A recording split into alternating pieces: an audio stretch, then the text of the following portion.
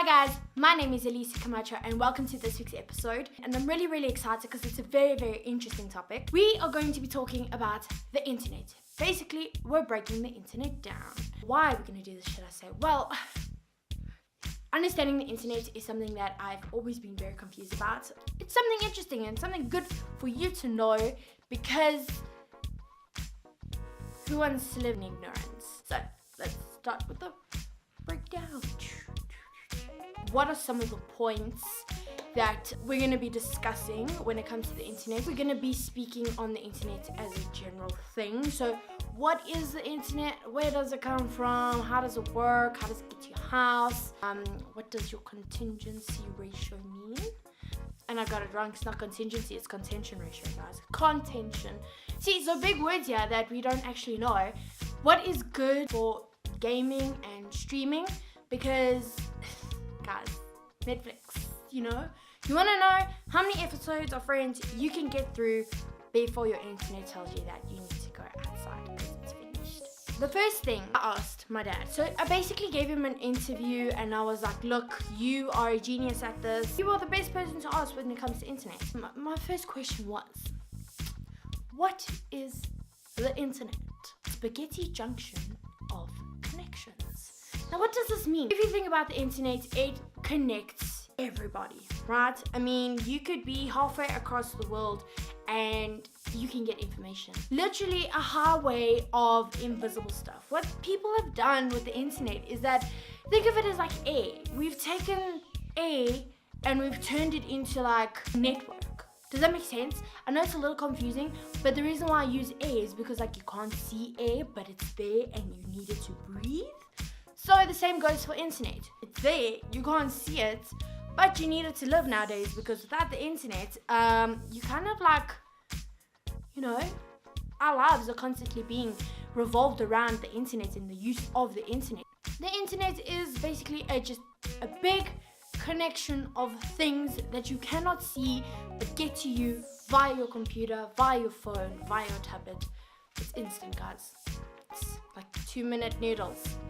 How exactly does the internet get to you? Well, there's many different ways, conduits, that your internet can get to you, and it obviously just depends on where you are in the world. These are the basic like sort of connections of the internet. So you have copper, which is like the most common one. Nowadays, everybody's heard of a thing called fiber. Everybody wants fiber because fiber's so fast and blah, blah, blah, which is great. There is satellite with the little probies up there in space. That's also like a connection thing. You also have wireless. You know, some places are like putting wireless router thingy-majigs up on like street poles. If you can't put it in fiber, you're gonna put in wireless because it's easier to connect to without having to put in major infrastructure. I think I've got that right. I hope so. LTE is the one that you use on your phone, and now you get LTE-A, which stands for advanced, and you get 5G. Which is presumably better than 4G, you know? Whoever's got 5G, please let us know how good it is and if it's worth it. So these are the conduits that carry the internet from the server to your home or your phone or wherever you're at. The server, you may ask, what is the server? Data center. And in these data centers, you basically have the information. So there's an actual physical place where all our information is stored, and that information that is stored in those data centers are then shipped through via our conduits. These data centers, I guess you could also call them the cloud. If you have a Google Drive or you have iCloud or Dropbox, basically you are saving all your information into like a server kind of data center thing. They're like running, it's just machines, guys. There's no actual people there. It's a very boring place. But you basically just store all your information over there. That is the cloud. It's actually a physicalization thing, but you don't actually get to see it. So that's why it's called the cloud, because in your mind, you're like stepping into the sky, into the air, turning it into like little particles. The equipment that you need. I was like convinced that you needed like 10 million pieces of hard drive in order to get your internet like working. Back in Portugal, I have a whole satellite. I connect to a satellite, so I actually do have a dish and like a LNB and all this other technical stuff. Most people do have like normal internet where you get like a little box and it connects to like line, and then that's how you get your internet. The main first thing that you actually do need in order to get your internet working is called a router. And this basically routes the internet directly, so it's like a mini power station, so that like all the information gets like slowed down and into your computer. The router basically connects to the different conduits, so it will connect to like either a copper line, like a fiber connection. So it's all cables that run through your house from outside where your conduits are stored. Connect to the router, bam, you got internet. You can have a thing called a wireless router. Now this is always advisable because then it kind of like turns yourself into a local area network. What does that mean? That just basically means that like you can turn your internet into like a hotspot kind of thing, like another little babushka doll in this whole internet thing. Okay, the last thing that you need in order to connect to the internet, you actually need a service provider. What is ISP? Internet service provider. That's basically what an ISP is. Anybody who can supply you with internet. Yeah, so wherever you are, whichever country you are in, you need a company that is going to give you various different packages, supply you this internet so that you can use it for whatever you need to use. But then you also get this thing called WISP, WISP, right? And basically they are the ones who can provide you internet but wireless over and above that internet. So I learned something yesterday that not every ISP provides wireless internet. It's basically like lower infrastructure, just a little box normally popped onto a street light kind of thing, provides internet for quite a large area. For the next thing that we're going to be discussing, and this is something very, very important. We're going to break down what does like gigabytes and megabytes mean. This has always been something that has confused the living daylights out of me, and I've always been like, I don't understand this. Like, this is just numbers, and I've never been good at maths, so you can forget it. I don't know any of it. But my dad broke it down, and I also made him break it down according to like how many songs you can download, how many Netflix shows can you stream, or how long you can watch a YouTube video for. First things first, the amount of megabytes and gigabytes you get is all based on a code. And it's a code of ones and zeros. I don't know why it's just ones and zeros, but it is. And all our megabytes and all our information is like coded through these ones and zeros, and will determine how much megabytes or gigabytes a file is. That makes sense? Are you still with me? I hope so. Let's carry on. 1 megabyte, which is a big M and a small b, 1 megabyte of data or internet equals to 1 million bytes of information. What is a byte, you may ask? I ask the same question. A byte is 1 byte. Okay, 1 byte equals 8 bits. What is a bit? Because another Russian doll. A bit is a character, and the character is the 1 or the 0. That's a lot to take in. The 1 and 0, which is basically the code of the internet, which is how we actually get our information, which then determines how big our file is. What can you actually do with 1 megabyte? It's very, very small, even though there's like 8 million bytes, and then in those 8 million bytes, for every 1 byte, there's 8 bits, and then a bit is like 1 character of either a 1 or a 0. So if you're working backwards, quite a lot if you think about it, but you actually can't do much with it. You could maybe download or upload 1 low resolution photo, and that's about it, guys. What does 3 to 5 megabytes get you? 4 to 5 MP3 songs, okay, if you're downloading that, or 1 song from iTunes, or watch a 15-second YouTube video. But better than the 1 megabyte.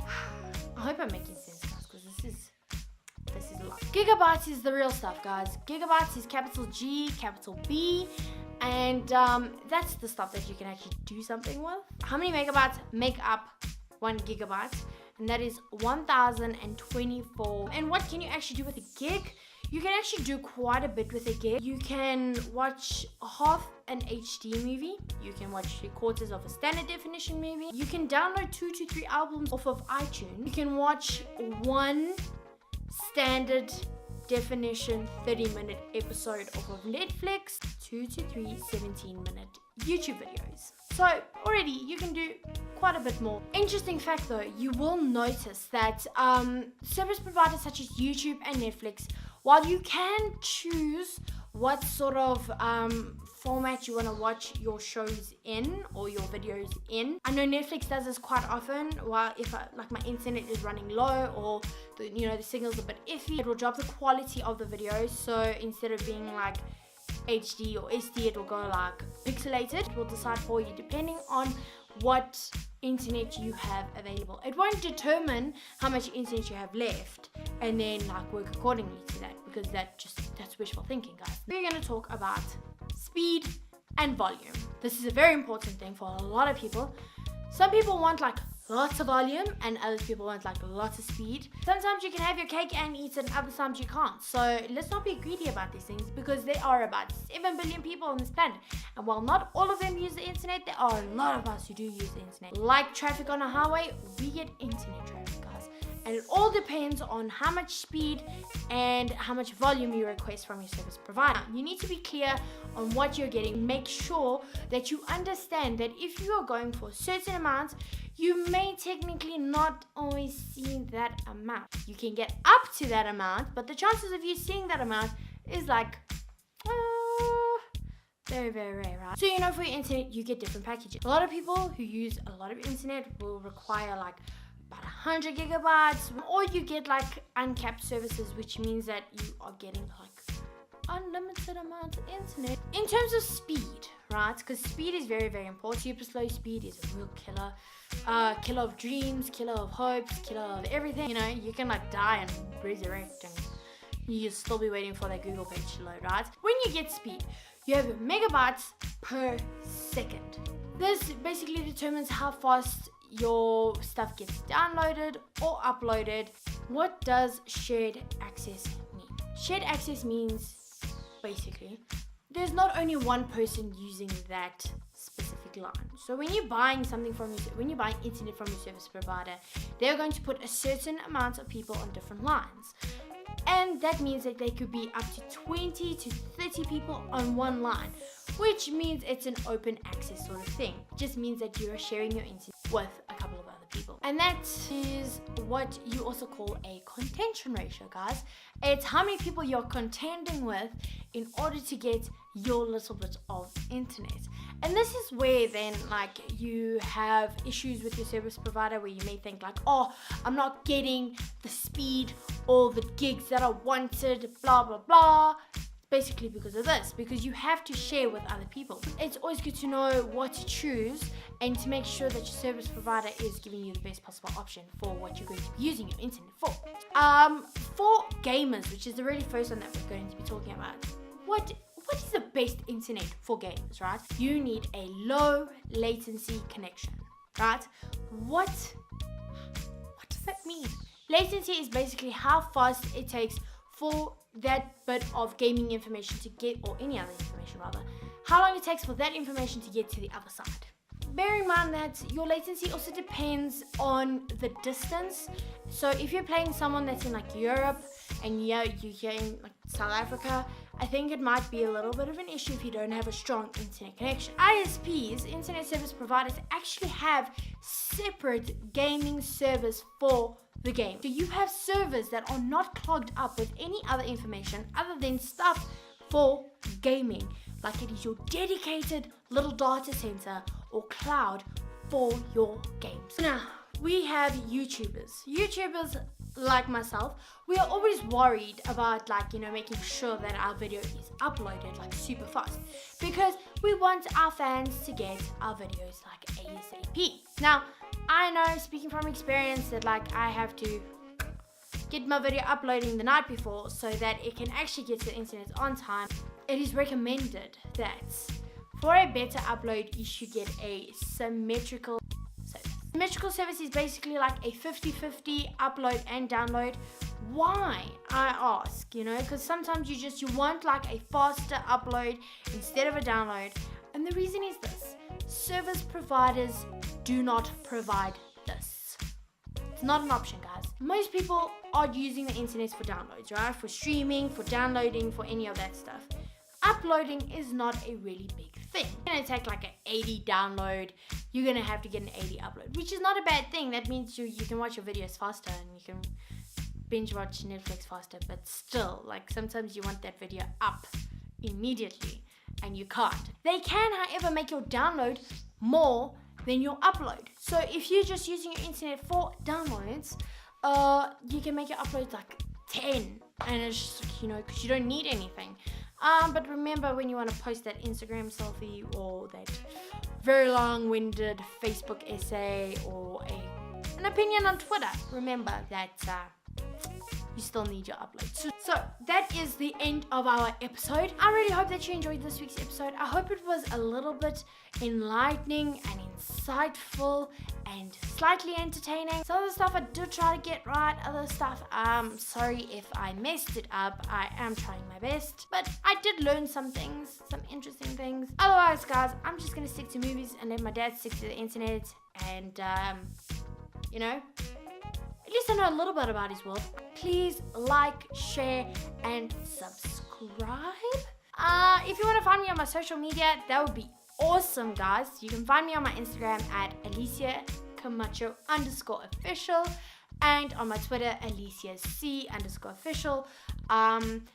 And you'll get like updates on the videos and what I'm up to, and just general randomness. As always, guys, I try to keep you guys entertained. Remember, you're awesome, you're great, and you're